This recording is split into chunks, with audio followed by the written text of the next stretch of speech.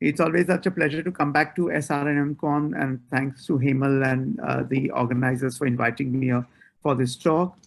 Well, chronic kidney disease, this is like preaching to the choir, but we all know at what stages of chronic kidney disease we have, from stage 1 to stage 5, where that leads to complete kidney failure.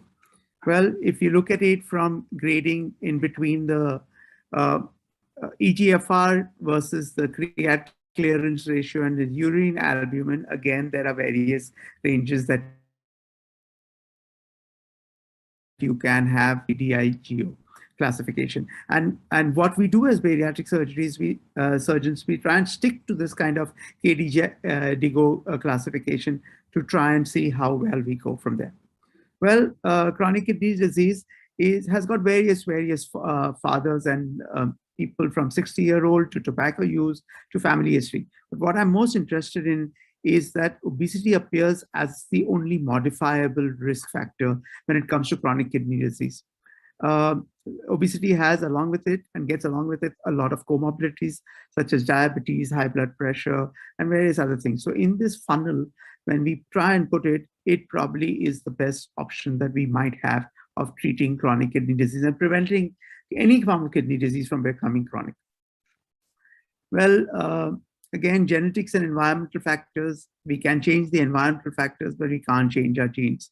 Lifestyle is something that we can always do something about, and diet, physical activity, cigarette smoking, alcohol consumption, those things we can avoid.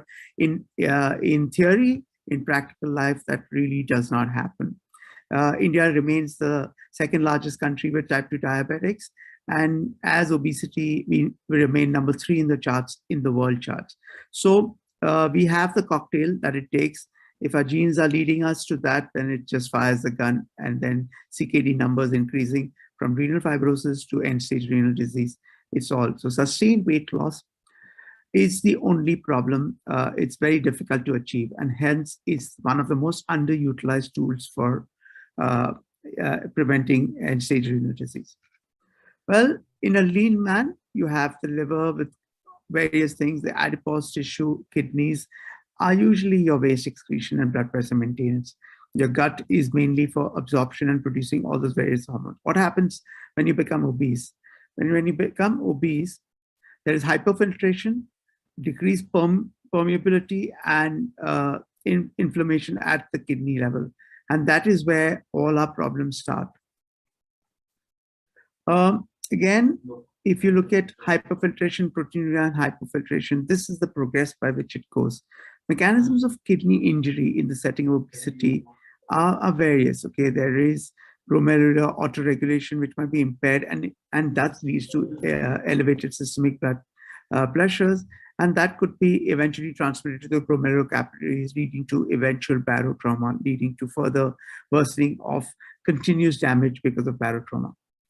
Again, in India, we have seen that patients with a BMI of more than 40 are 7 times more likely to develop end-stage renal disease than those who are with normal weight.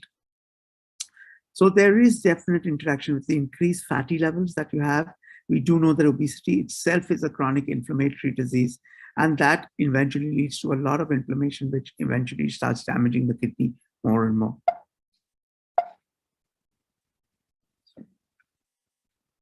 So what is the positive association? Well, when we look at these forest plots and we look at end-stage renal disease, we have some degree of correlation, which kind of gives us some kind of obvious connotations to where we stand. If you look at, again, the Seuss paper, so all 3 papers looking at end-stage renal disease. The various other ones are looking at renal cell carcinoma and other things, kidney stones. But when we look at end-stage renal disease, there's a complete positive correlation when we go on the other side of the forest plot. Well, what happens post-bariatric surgery? Not only do we lose weight, bariatric surgery improves renal function in those with hyperfiltration. Like I said, one of the main causes of CKD in obesity is hyperfiltration. It improves renal outcomes in patients with established CKD as well. So in stage 1, stage 2, as well as stage 3, stage 4, we are seeing very, very good improvements. gut hormone responses post-operatively are seen with gastric bypass mainly, but also with sleeve gastrectomy. And that contributes to beneficial effects of bariatric surgery. The improvements in CKD that we can achieve are control of blood pressure, maybe some degree of control of glycemia, but that's with the bariatric surgery, dyslipidemia, and decreased inflammation because of decreased obesity.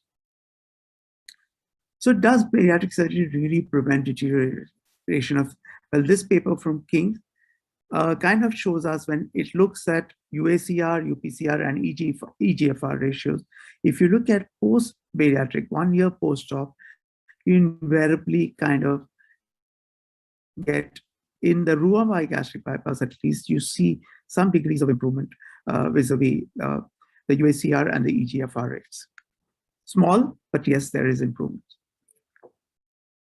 Now, there you have, so though it is not completely significant, if you see that there are small changes that happen 1 year post-operatively, both in the sleeve gastrectomy group, but more so in those with the Roux-en-Y gastric bypass group. In those with BMI below 40, there is a lesser degree of improvement as compared to those with BMI above 40, where there is statistically significant improvement that comes in. So to conclude, what this paper actually said is that in obese patients, bariatric surgery improves microalbuminuria and significantly decreases UACR and UPCR. And therefore, bariatric surgery should be considered early on in the treatment of those with renal problems with obesity. Well, this paper from Imam Tahala and his group actually shows us one thing, that if you look at sleeve gastrectomy and Roux-en-Y gastric bypass, the Roux-en-Y gastric bypass has far better longer-term weight loss. The EGFR, again, seems to improve better with the Roux-en-Y gastric bypass. And if you put it on a time plot with weight loss and this, there are a few differences. So if you look at 3 years, even in CKD stages 3 and 4, there's improvement in the EGFR and therefore improvement in the overall CKD status.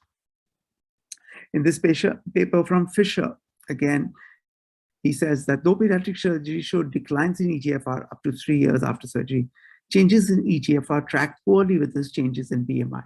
And this study proves that there is the evidence that kidney-related benefits of pediatric surgery may be at least partly independent of weight loss. And therefore, it's not only weight loss, but there must be some other factors that do control it. And that's where you see the sleeve gastrectomy and the Roux-en-Y gastric bypass, and years relative to surgery, you see a dramatic improvement in EGFR along with the drop in BMI. Now, if you were to correlate it on an average time point with the hypothesis that the study is kidney-related benefits of pediatric surgery are weight-related or not, if you see with the Roux-en-Y gastric bypass, it does show that even at 3 years, there is significant improvement in the EGFR ratios. Now, this was a study showing 2144 patients and treatment with bariatric surgery. There was improvement in CKD risk categories in a large proportion of these patients, even up to 7 years. So that paper spoke about 3 years. This is even at 7 years. It shows that there is improvement. Improvement completely changes when it comes to moderate risk, low risk, and high risk and very high risk patients. This paper from Rana Abu Murad actually speaks about how it decreases albuminuria, decreases proteinuria, and thus changes GFR. And eventually, all bariatric surgery does is it changes those focal changes of glomerulosclerosis that happen in the kidney, and thus eventually land up improving. Right? So any kind of weight loss, be it exercise, be it medication, be it bariatric surgery, we do know that bariatric surgery probably has the best results, and therefore you see the maximum amount of change in EGFR post-bariatric surgery. Now, this is, again, a systematic review and meta-analysis from Kunli's group, and that has all these various papers that I spoke to you all about. And what it shows is that at a confidence interval of 95% in the forest plot. When you do post-surgery, you are seeing that most studies favor an improvement in the CKD status after sustained weight loss due to bariatric surgery. This is the forest plot comparing eGFR with body surface area. And again, if you see that it's completely skewed in favor of surgery as compared to pre-surgery. This is again comparing albuminuria, again in favor of surgery. And this is comparing albuminuria with proteinuria, again favoring surgery. So improvement in eGFR, glomerular filtration rate, improvement in albuminuria, and improvement in proteinuria all favors surgery. So to conclude, what they've said is that bariatric surgery could prevent further decline in renal function by reducing all these three things that we do know, and y'all would know better than me, that we need to decrease the proteinuria, we need to decrease the albuminuria, and improve glomerular filtration in obese patients, and thus delay the inevitable end-stage renal disease that progresses in most obese patients.